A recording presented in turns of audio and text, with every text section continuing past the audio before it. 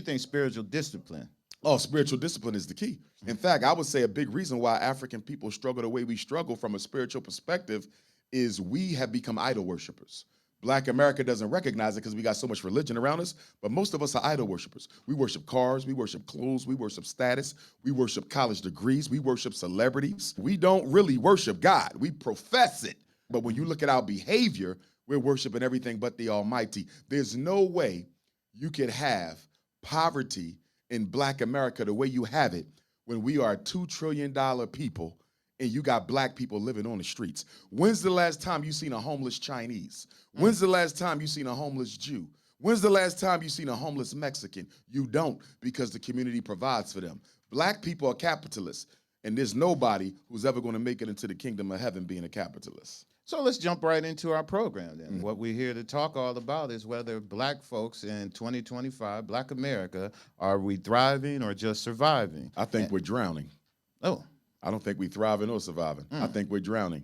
You look at the suicide rate, Black girls, fastest growing suicide rate since COVID, right? Historically, the highest suicide rate in America was middle-class Black men, which is interesting, middle-class white males, which is interesting because so many Black people want to pattern their life off of middle-class white America.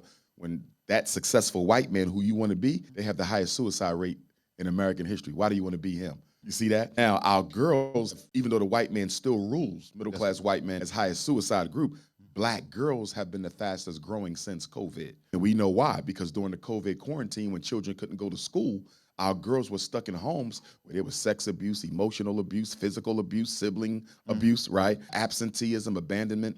Even though public schools are horrible, right? It was the only place where a lot of our daughters could go to just get a fresh opportunity to think through their problems, right? I'm looking forward to go to school, not to learn, but just to get some peace. COVID trapped them in a house. They couldn't even go out. So that quadrupled the trauma, and a lot of our daughters still have not regained their footing since then.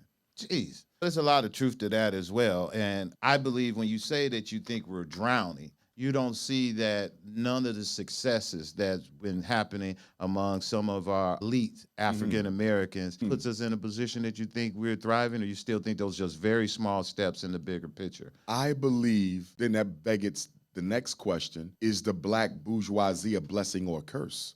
Because see, I would argue that the Black elite class was engineered by the white power structure to be used as a buffer against the rest of us. In other words, when Black people scream racism, we'll point to the billionaires and millionaires and say, there can't be no racism in America because how did they make it? They made it because you allowed them. See, the argument about racism is not that you don't give opportunity, you don't give equal opportunity to all. So there will always be a couple successful Blacks. There was a couple successful Blacks during slavery, but did that erase the fact that you're participating in the worst crime in human history? So we have to make sure that we don't mistake tokenism for progress. Interesting. Interesting. Do you think we need to refine what rebellion look like for African Americans in this new Trump era? I think we can.